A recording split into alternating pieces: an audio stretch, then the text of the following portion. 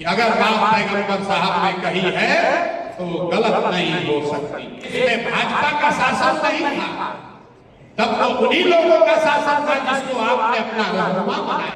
तो मुसलमानों ने उनको अपना रहनुमा, अपना रहबर नहीं बनाया, आपने उनकी मिट्टी पलीत किया। आज पटना के वापस प्रशांत किशोर ने इस मौके पर तो जदयू और आरजेडी को पर हमला और होते हुए कहा है कि एक तरीके से लंबे समय तक उन्होंने बेवकूफ बनाया है, लेकिन लीडरशिप के मामले में बहुत ही कमजोर कर दिया।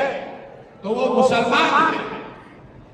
तो मेरे भाई शिक्षक कमेटी का रिपोर्ट आया 2006 में।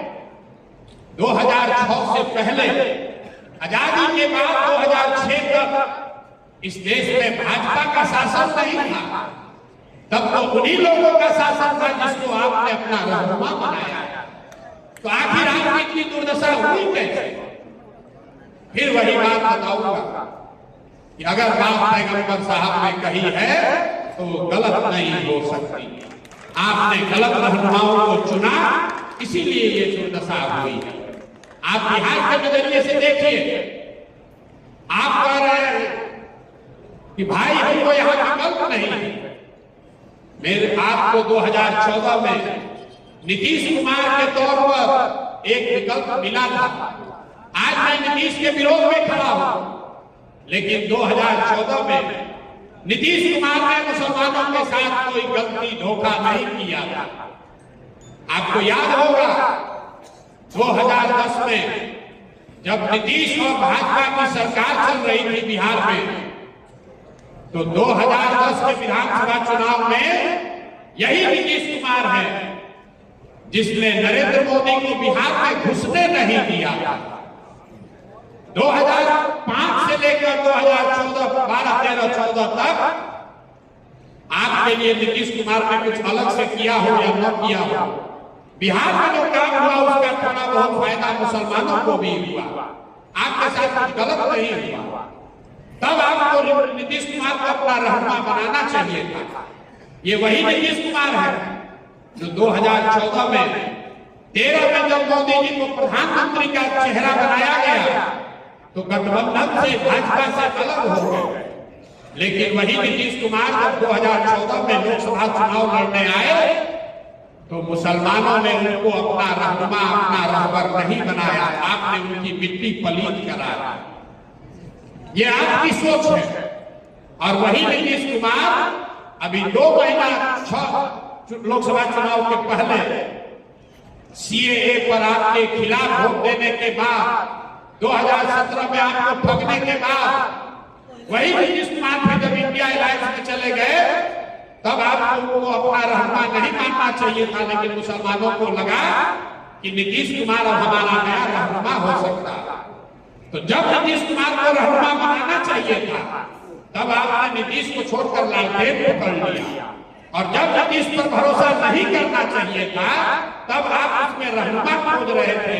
इसलिए आपको दोनों बार ठगना सहन करना पड़ा। अगर आप अपने सही रहनुमाओं का चुनाव नहीं करेंगे तो जीवन में कभी भी आपके पास खुशहाली नहीं आ सकती। आप चुनाव चाहे जिसका भी करें, बिहार में 30-35 साल से आप लोग लालटेन को, लालू जी को, राजद को वोट करते हैं। भाई कोई राजनीति में वोट किसी को क्यों करता? वोट करने के 3 ही वजह। एक, आप वोट करते हैं अपने और अपने बच्चों के विकास के लिए। दूसरा, आप वोट करते हैं अपनी राजनीतिक भागीदारी के लिए। तीसरा, आप वोट करते हैं अपने राजनीतिक विरोधी को हराने के लिए। आप छोड़िए जन स्वराज की बात, आप इन तीनों पैमानों पर अपने 30 वर्ष के निर्णयों को कस कर देखिए। विकास आपको मिला नहीं। आज बिहार में दलितों के बाद सबसे गरीब और पिछड़ा अगर कोई है तो वो मुसलमान है।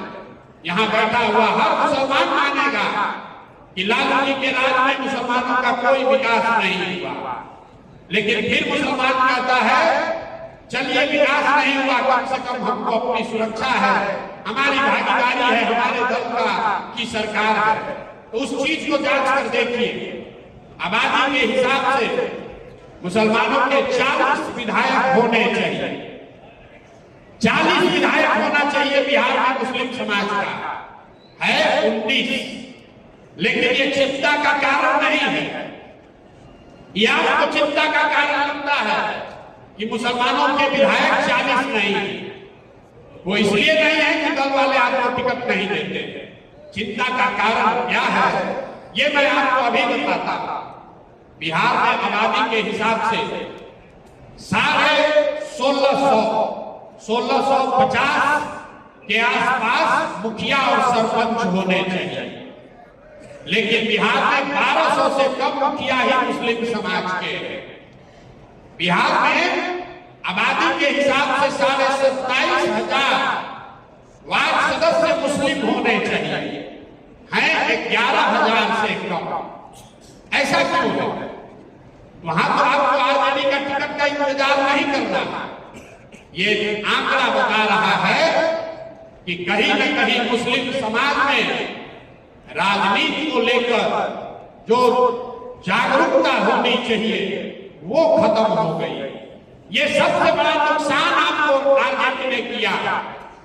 आपको विकास दिया या न दिया, आपको ये राजनीतिक मानसिक गुलामी दे दी, जिसमें ये बता दिया कि अगर जीवन में आगे बढ़ना है तो राजनीति हमको करने दो, हमारा झंडा लेकर पीछे जीवन भर चलते रहो।